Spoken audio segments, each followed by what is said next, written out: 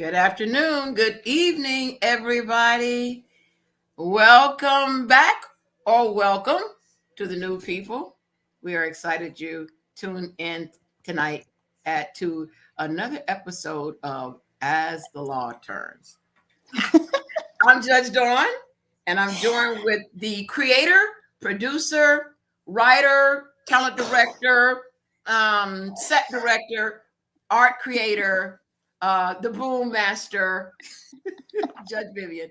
This is her brainchild, and I was blessed and fortunate enough that she asked me about a year ago to join her on this. She's the only one who can bring me out of retirement. I was a real judge for 14 years, former prosecutor, and a former high school math teacher. I've said this before, but hopefully we have new fans tonight. So I'm introducing myself to the new fans and saying, welcome back to the existing fans, not the old fans, the existing fan. Judge Vivian, take it away for all your credentials. It makes no sense to come behind something so great. So I'm just gonna say, my name is Judge Vivian. I recently started my own law firm. I was a former public defender, and I'm very excited to be a part of this show with one of my favorite people. Thank you. I can't believe she said yes, especially when I told her the terms of the conditions and Free was a condition. Every week for free. Sure. Sure, no problem. Sure. I'm supposed to tell the people. So I'm excited that we're here. And tonight we're going to dive right in because this topic is going to be so awesome that I know we're going to be like chewing on it for a while because it's so many twists and turns. And a matter of fact, something just happened like a day ago with this thing. So I don't know if any of you guys know, but in Colorado, about I would say maybe a month ago now, a truck driver was charged with killing 4 people and injuring or critically injuring, if I'm not mistaken, 6 people. And it was essentially due to unfortunate negligent behavior. He let some things lapse that probably shouldn't have. He didn't take breaks like he was supposed to. His truck, if I'm not mistaken, according to one article, according to the brother that was quoted in one article, I'm a lawyer, we got to get real technical with that. Yeah. Let's do. According to the brother that was quoted in one article, it was also apparently released that his tires were in poor, like severely poor condition. And he ended up causing a crash that killed 4 people and critically injured 6. Due to that, he was sentenced, and the sentence was 110 years in prison. That's not even an average lifespan. The average lifespan now is about 70 to 80 years. So he was sentenced to more than the average lifespan. People went in uproars about it. It hit social media like the wildfire that social media is. And it was determined that ultimately the governor stepped in. A new hearing was set to ask for a less time, but the governor stepped in before that hearing and commuted, and we will explain what that is soon. I'm not going to say it now because we're going to do a full breakdown for you guys. He commuted the sentence down to 10 years. The most recent issue that occurred is that now I read recently in the article that the judge who was supposed to preside over the hearing is admonishing the governor in public for his stepping in before he could govern the hearing. So there's a lot of, drama in this case, and the brother and some of the victims are coming out. Victims' families are coming out because they're upset because they're saying that he's getting more respect. He's getting more play. He's getting more concern than their family members who have died and who are critically injured. Let me talk about this now. If you followed this show before, we were talking about always trying to explain a little bit of the law, but not getting bogged down in it, because the purpose of Judge Vivian creating this is to kind of wet your whistle for you, the audience, to get so interested in law that you think maybe law school, or maybe in the courtroom, or maybe an interpreter somewhere in the legal field. So that's really kind of goal. So we don't aim to like teach you law every week, but we need to throw a little law in there for you to understand the story and wet the whistle. This is not an intentional act, and some laws are not intentional. For example, this guy did not set out in his truck to either hurt anybody, maim anybody, have an accident, kill anybody, seriously injure anybody. Just like DUI. DUI is one of those crimes that you don't purposely get in the car to drive drunk. You're drinking, you drive, and someone gets hurt. That's kind of the elements of the crime. There is no intent to create harm, no intent to do something wrong. And so there's some crimes that we have talked about, like the manslaughter. We're doing something, maybe an illegal activity. Someone gets hurt or killed.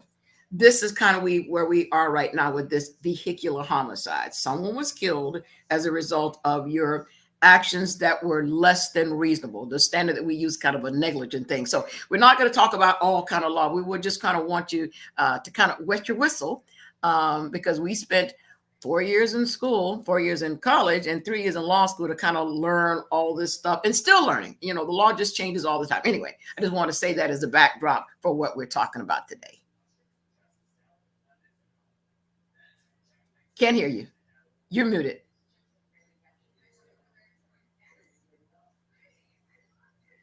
I'm sorry. Hold on, here we go. There you go. So Judge had a great idea to break this down to you guys, to kind of just explain the different parts, the moving parts of this case. And one of those things was to talk about what all happened here. Because everybody's like, well, not everybody, but a lot of people are like, wait a minute, the governor can just come in and do that. And he can. And then other people are like, wait a minute, you can just come back. And then the popular opinion has come in, and everybody's trying to figure out, it's convoluted, but it's interesting to us. And I'm excited about it, because I know that, it's going to be a good one. I'm going to let Judge start the process, because she was a judge. So her take on it is going to be extremely interesting. I'm actually looking forward to your breakdown of this. This defendant was sentenced under the minimum mandatory statute. The statute is just the law, just the codes that we use are called statute, the law. So he was sentenced under a minimum mandatory statute. Now, kind of the history of minimum mandatory statute, and each state has one. The history is to take some discretion from judges.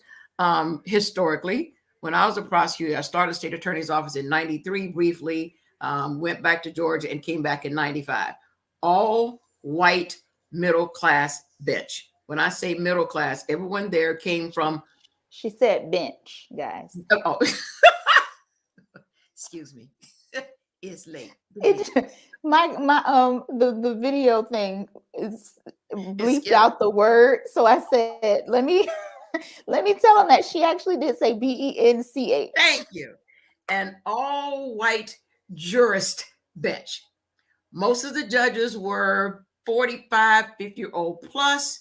Most of them came from more than average income as a civil attorney, private attorney. So we have a judge bench full of judges that all look alike, probably think alike, and their experiences alike. So the legislature kind of stepped in and said, we need to do something about this disparate sentencing, an apparent disparate sentences. It seems like women, Hispanics, minority, poor, gays, lesbians were sentenced disproportionately to mainstream people that look like the judges with a white population. So there's legislators all over the state create is one thing called score sheets. We're not talking about score sheets and minimum mandatory. The idea of minimum mandatory was to take some discretion from the judges and give power more to uniformity. Now, these laws are created by legislators and you elect the legislators. So ultimately, these minimum mandatory sentences were supposed to reflect what the public wanted. You use a gun, 3 strikes, 5, 10, 20 life, all the phrases you heard, you domestic violence, you go to jail, you no bond. And so the idea of these minimum mandatory sentences is to take the discretion from judges. Now, there's a whole school and thought of argument that as the judges and the bench gets more diverse and critical diverse with the age and sexual orientation and religious preferences, maybe the sentence will reflect a more of society. But at that time, the minimum mandatory sentence was stuck. So this defendant in Colorado, the judge was stuck and bound by the minimum mandatory. Unfortunately, or fortunately, when you're sitting there on the bench and you have to impose these minimum mandatories, I didn't have minimum mandatories in my job as a county prosecutor, but as a county judge, as a prosecutor, I argued for life sentences. You sexual battery, capital sexual battery, it's a life sentence. It's kind of a minimum mandatory, you die in jail. But as a judge sitting there, whether you agree or disagree with the law, you have to impose what the law says. So you do it. This judge made a comment, sort of, kind of, unfortunately, my hands are tied.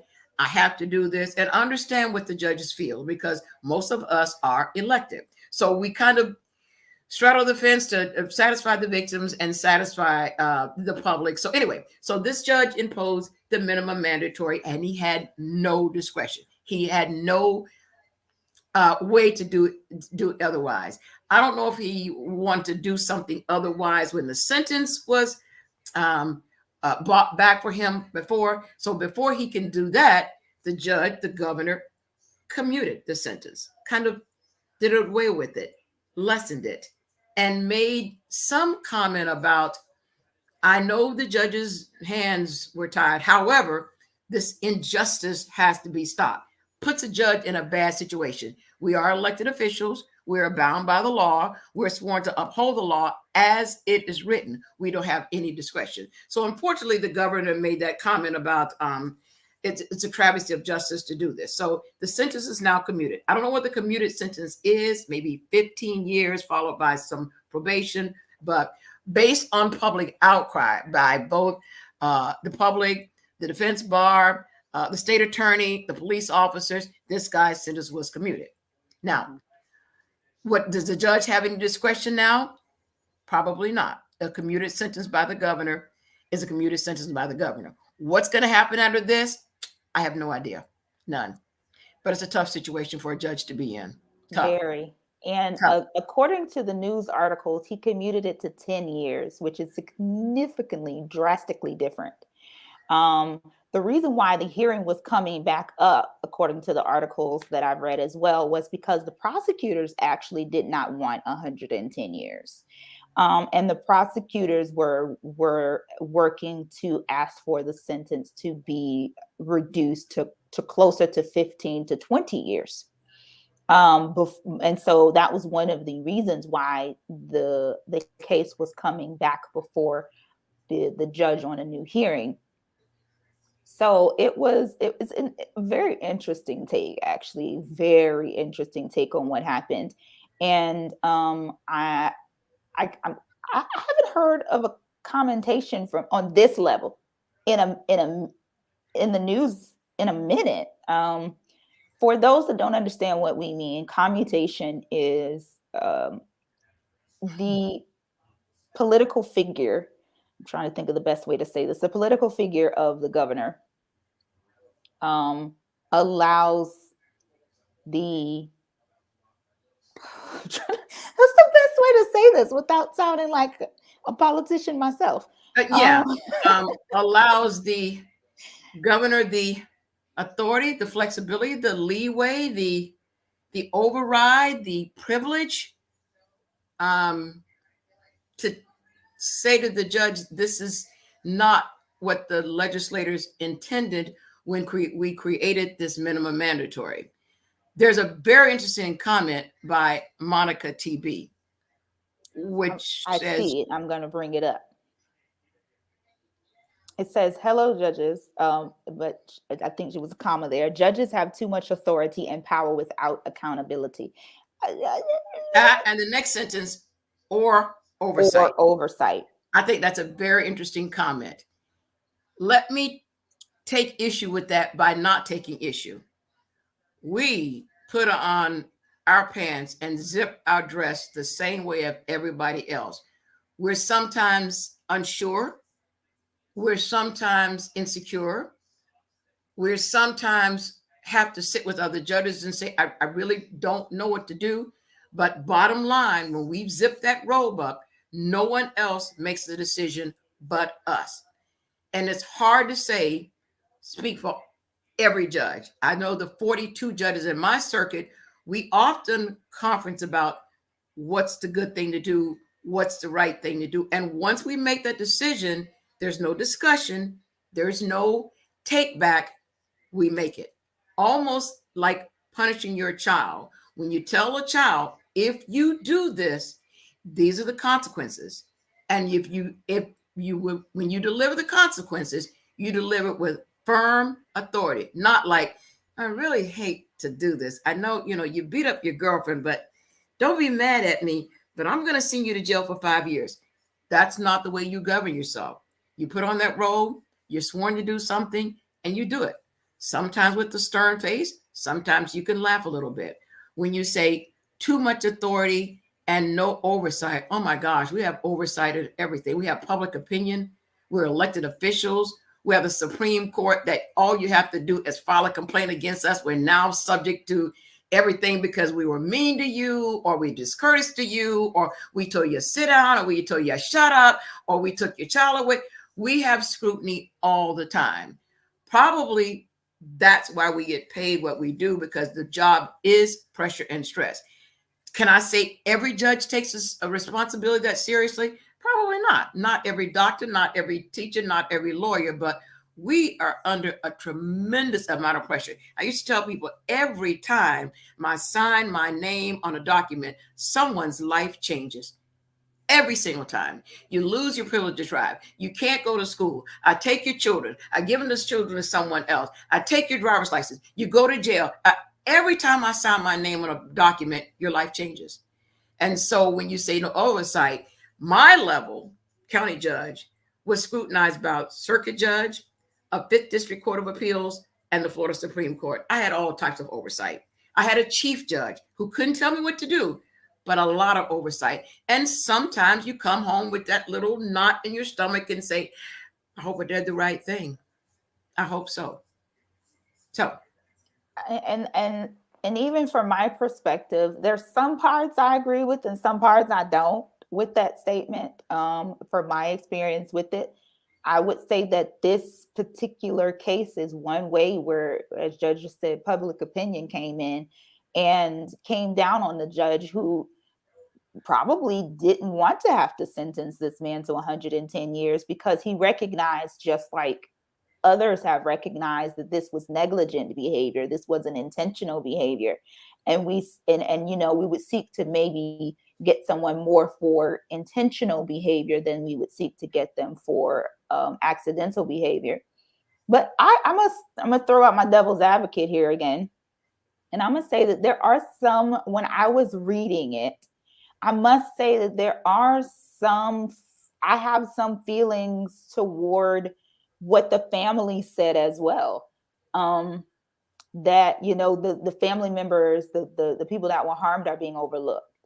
And that just makes me think about so many of the other parts of criminal law when we get into, murders and whatnot, and all of a sudden it's always about the murderer. That's all we ever talk about, is the mass murderer.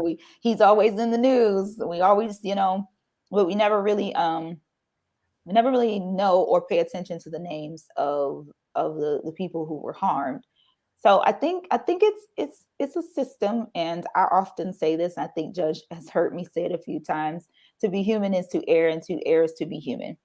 And unfortunately, it is a system that is run, and fortunately, I guess, because who else is going to run it? This is a system run by humans, and we mess up.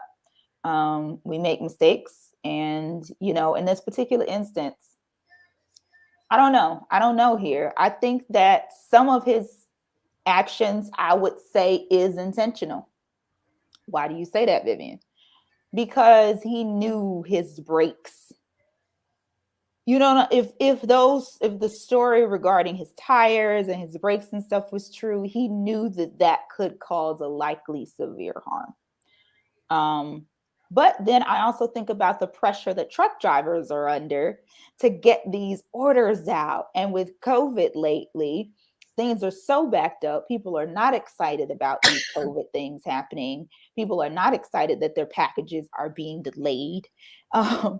So I kind of see that perspective as well. This is just one of those moments where I'm not going to weigh as much on public opinion anymore. We'll make a few more comments, but we mainly wanted to talk more about how the law works with this thing, and how these different parts came into play. And I'm going to talk about some minimum mandatories and how we deliver sentences with no apologies. You're a 24-year-old kid, outstanding student at local university, good grades, loves everybody loves him. He's charged and convicted of trafficking a minimum mandatory amount of drugs. I have no discretion. You can parade in his teacher, his football coach, the piccolo, the fife. I'm going to sit there with a straight face and say, Johnny Brown, the jury of your peers, having convicted you in a trafficking amount of blah, blah, blah, I sentence you to the minimum mandatory of 15 years. Take him into custody. That's my job. I'm done. Whether I appear soft or not soft, that's not my job. That's not my role. I'm that parent who has told you, if you do this, these are the consequences. Now, when Miss Monica TB, I love their comment. It says, I've seen some political influences and sellouts from the judge's bench, but it always seemed to negatively impact diverse communities, jury selection versus your peers. Love that point. This is the purpose of Judge Vivian's show. This is exactly the purpose. Yes. And we just ding, ding, ding, ding, ding. Give her a Cupid doll. The more we get a diverse, oh Lord, that's show my age again. Where's your mom? Okay. What doll? Did I blank out? A Cupid. A little Cupid. It is a Cupid. I'm sorry. Hold on just a minute. We would like to take a moment and pause for this announcement so that Vivian can find out what a Cupid is. Okay. Well, I'm really showing my age tonight. The more diverse that we get, the more we have different age groups, different ethnicities, different married, single, gay, I'm not advocating gays. I'm not advocating lesbians. I'm saying a diverse community that made of a community. The more idea the judge we share, we talk, we communicate, and realize that, oh, I've never seen it that way. Minimum mandatory is minimum mandatory, regardless of what before me or what I feel. The minimum mandatory, 15 years, 5, 10, 20 years. Use a gun, 5 years. Someone shoot a gun, 10 years. Someone desires the result, 15 years. I have no discretion with that. But the more we talk, the more diverse our community is, the less that the public may feel that some communities get hit harder than other communities. And I had the perspective of seeing from both sides, the prosecutor as a judge. As a prosecutor, sure, I thought some diversities were hit harder than other groups. That's why I'm a member of the Florida Supreme Court's task force on diversity and bias. Some people don't know they're being discriminatory. Discriminatory is not racist. I have an issue, women that walked in my courtroom that were domestic violence victims. I found out through all these tests and exams, I had a little bias. I felt a little different. I felt something. What? How do y'all people say? I got into my feelings. I got into my feelings sometimes when a domestic violence victim walked in. Not all judges are prejudiced. Some have biases, like unwritten things they don't even know they feel. They feel. So I agree with the comment. There is a perception that diverse groups treat it differently. But I'm going to say, as a judge, sometimes the judges they just don't know it. It's not racism. I just don't know it. You treat you. When I was a teacher, I treated the girls differently than I treated the boys. Poor little girl, you tried hard on that math problem. That Pythagorean theorem is hard. The boys, why haven't you learned this? I've been doing this for 3 days. An opinion that I held that I was not even aware of until I started studying myself.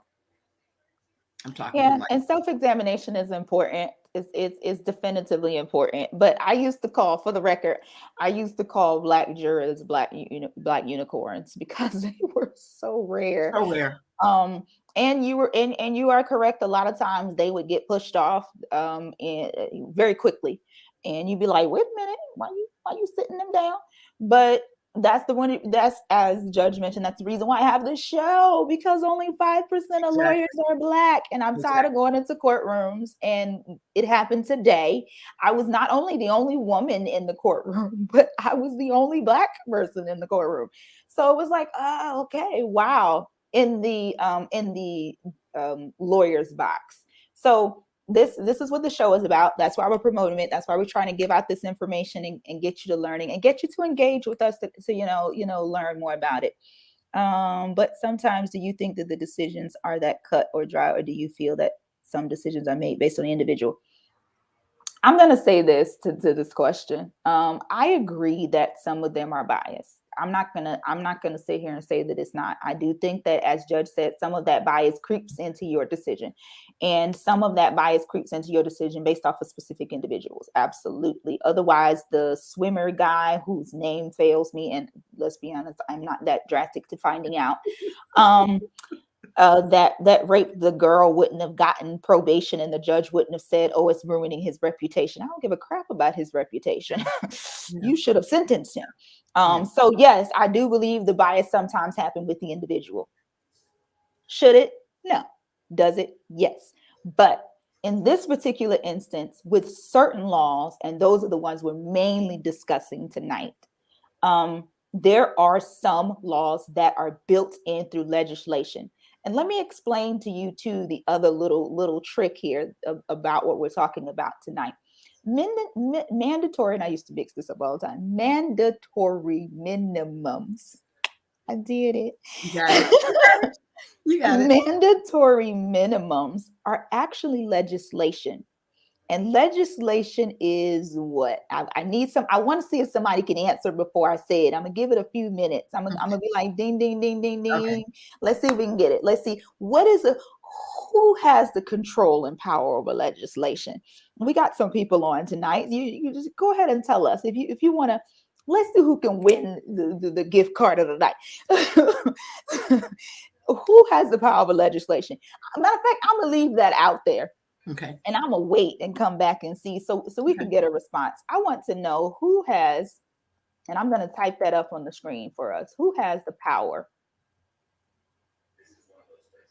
over legislation or legislative decisions? And as Judge said, this is heavily regulated on the misdemeanor level, which is considered the lower level in the state of Florida. This is heavily in the misdemeanor level when it comes to DUIs. That means it's built-in legislation that it's built-in legislation for DUIs. So I'm going to ask, I'm going to put it out there. We got some people on tonight. Who do you think has the most control over the legislation? How do you think legislation works? We're going into a little bit of civics tonight, guys. Yes. Cinda Williams asked, is there some training for judges to assist with bias feelings that arise on the bench? Yes. During the first 3 years that a Florida judge takes the bench, either through election process or appointment process, that must take a minimum 40-hour diversity course. Diversity, bias, and fairness. I'm a member of the Supreme Court's 8-member task force that goes all over the state of Florida, Zoom now, to talk to judges about bias and diversity. And the first thing everybody says, I'm not prejudiced. I didn't say you were prejudiced, but look at where you're seated and how did you sit there? Who did you talking to on your coffee break and why? What judges did you attract in the bathroom and engage in conversation and why? We're not talking about prejudice. We're not talking about racism. We're talking about bias, that unconscious thing that creeps up. You don't know where it comes from, that makes you treat one group different from the other. And they kind of like, oh, okay. And we play all these games like it's called independent assessment test. I flash a picture of a black person, flash a picture of good, flash a picture of a white person, flash a picture of bad. And then all of a sudden these pictures have to flash up and they need to associate good with this and bad with this and black with this and white with this. And before they know it, they think, oh, did I saw a black person and I associated with the word bad? I didn't realize it. That was too quick. No, that's your unconscious brain, your subconscious, way deep. I talk about the iceberg. You see 1/3 of the iceberg. That's the one that says, I'm a good person. The other 2/3 that said, oh, here's that black girl again. Oh, did I say that? Yes, you did, Judge. Yes, you did. You felt it down in your spirit.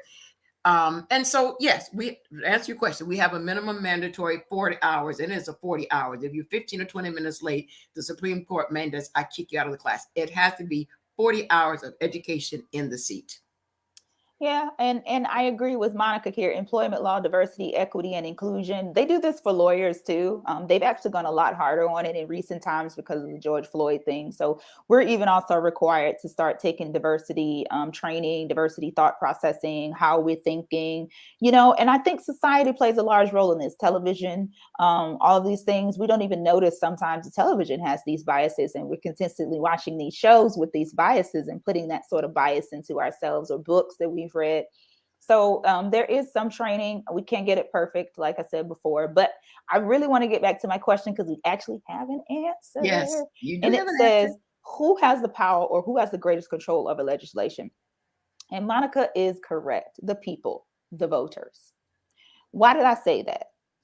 Because I hear this and I hear the outcry and I hear the outrage from the judge's side. I hear the outcry and I hear the outrage from the attorney's side. And I say attorneys in this particular instance because a lot of times people don't just get on the prosecutors. They also get on the public defenders for not doing their jobs well and not being able to do this that they think that paid attorneys can get because they're paid attorneys.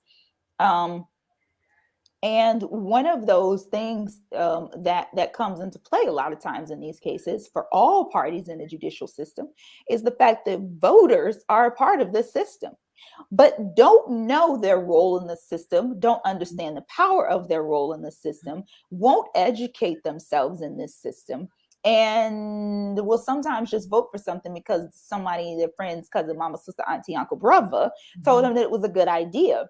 Didn't read it, didn't understand it, didn't try to go get help, didn't vote.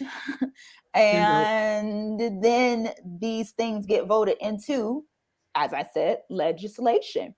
So the DUI statute, by the way, is a legislative statute in the state of Florida. It was voted on, and the voting is why the judges have no discretion. Yeah. So there's it's 20 different. I have to adjudicate you guilty and put it on your license. That's it. No discretion. I must adjudicate you guilty. Now, going back to this minimum mandatory, the guy sentenced to 110 years and the judges commuted. There's a lot of interplay on this. The prosecutor could have controlled it a little bit. The prosecutor didn't have to charge what they charged. And I love Monica TB's question about judges having too much power and authority. Kind of, we get what comes to us. If the prosecutors made a decision to charge him that the highest crime that imposes a minimum mandatory, there's nothing I can do. I can wink, wink, nod, nod. Do you really want to do this? But once it's there, there's nothing I can do. You will get whatever. In this case, 110 years, 10, 20 life. Have a gun, pull a gun, use a gun, 10, 20 life. Domestic violence, you will spend the night in jail. You know, DUI, you will. It used to be a blow over under a 0.8. Now it's like a minimum 6 hours. Minimum mandatory. You will do this. No discretion. And sometimes it's good because it takes discretion from judges. Like I said, when I started in 93 to 95, all white judges, middle class. We're not much further than that right now, but jury versus the peers or the bench. Sometimes the jury of your peers is not really there. Juries are now picked by driver's license. Used to be voters registration, now driver's license. And a lot of people just don't want to be jurors. Our people, Black people. Please be jurors. They I don't have heard this conversation so many want to be times where jurors. people are like, how can I get out of jury duty? But why? Why do you want to? Why do you want to? It's helpful sometimes. And you're when my people are the first one screaming, if that boy would have been white, well, why weren't you on the jury? Why did you want to be the jury? Why did you try to bug out? Why do you want me to read a letter so you can tell to the judge so you don't have a jury duty? Why? Go to jury duty. Why? At least be in the room to educate yourself and learn about it. Please. Please. I don't know why it changed, and anything I'd say here from my knowledge perspective would be speculation, and that's an objection. So that's an objectionable thought process in the law is speculation. So I'm just going to go with Well, let me say this, Monica. You said one class will not change an environment. 1,000 miles starts with the first step. You have to take that first step. I remember a long time ago when I was in high school, this principal, a math teacher, would not grade your math paper unless it's in pencil. This sticks with me right now. Same thing my high school students say. I taught high school math for 8 years. They still remember that if you misspell a word in vocabulary, I'm not going to try to figure it out an answer. I'm going to mark it wrong. So they studied. That thing still sticks with them. Not everything will change overnight, but if Rosa Parks didn't get up, that one little woman said, I'm not going to do this. I think we can change the environment. I'm disappointed. In 2021, 22, we're still talking about the same thing that we were talking about in 93, 94, 95. Yes, I'm still disappointed that we still only have 4 or 5% Black judges in Volusia County and a 30% or 40% Black population. I'm still disappointed that we didn't talk about that. But at one point, it was just one Black judge, me. So but in 1988, there was one Black judge, Judge Grimes. We're changing a little bit, but I agree. It's discouraging, sometimes disgusting, but 1,000 miles begins with that first step. You have to take that first step. And so help us, guys. Help us convince, other. And that's the reason why I said I did the show. I wanted to make sure it wasn't stuffy. We laugh, we play, we joke on this so that other Black Americans, other Black kids can know, hey, it's not that boring. You don't have to be an entertainer. You don't have to be a dancer, a singer, a writer to do something, fun with your life, good with your life, fun with your life. And I agree with Ms. Williams here. In some cases, the same crime is judged harshly and seems that there's no punishment at all. Like we were saying earlier, the fluidity of the system is unfortunate. We are trying. There has been some movement. As Judge said, there has been some movement. That 5% of attorneys at one point was 2%. Now we're at 5%. Hopefully by next year, a couple years, now we can make it 6, 7, 8%. That's the whole, point of this show. And we're very excited that you guys are here helping us out and talking to us and sharing the show. So we're over time. I knew this topic was going to be an interesting topic. So Yes. we are over time. We are excited that you guys came out. Thank you so much for joining us tonight on this topic. Stay tuned, because let me tell you, this year is going to be like awesome. I have attorneys lined up already. I am excited to hear from some of these attorneys on different topics. And if you are an attorney that is watching and you want to be a part, please DM me, send me something, let me know. Every single Thursday night we are on, and I will send you over the information. If you have any questions for us that you think you want us to answer on the next shows, let us know. Any comments? We welcome this exchange. Thank you for communicating with us and talking to us. It's just been wonderful. Thank you, Pam Brown, the entertainment lawyer. She said, great show. Whoop, there it is. We got to have you back on again too, Pam. Yes. So we're excited. We're running over time. Thank you guys for loving us. Thank you guys for being. Don't forget to share us on Facebook. If you can't watch us on Facebook, then we are on YouTube, guys. We made our way over to YouTube. For everybody. Blessings to everybody. Thanks, Pam Brown. And it has been an absolute pleasure. Bye, guys. Thank you. Bye.